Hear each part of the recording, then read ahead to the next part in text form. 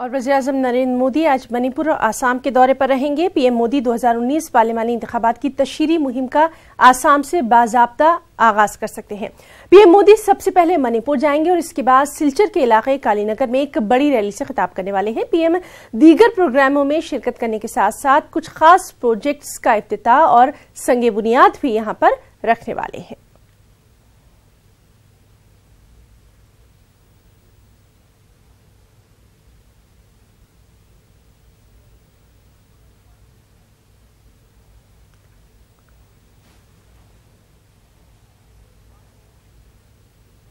चलिए शुरुआत करेंगे बेहद अहम खबर के साथ। अयोध्या मामले पर आज सुप्रीम कोर्ट में सुनवाई होनी है। चीफ जस्टिस रंजन गोगोई की सरबराही वाली बेंच मामले की समाअत के लिए नई बेंच तश्कील दे सकती है। अदालत को यह भी फैसला करना है कि मामले की समाअत रोजाना की बुनियाद पर हो या एक तयशुदा मुद्दत में मामले को निपटा दिया जाए। सुप्रीम कोर्ट के फैसले का इंतजार फरीकीन बहुत शिद्दत के साथ कर रहे हैं। साधु संतों का मानना है कि अब जो कुछ भी करना है वो सुप्रीम कोर्ट ही करेगा। वहीं दूसरी जानिब इकबाल अंसारी की उम्मीदें भी कोर्ट से ही वाबस्ता हैं।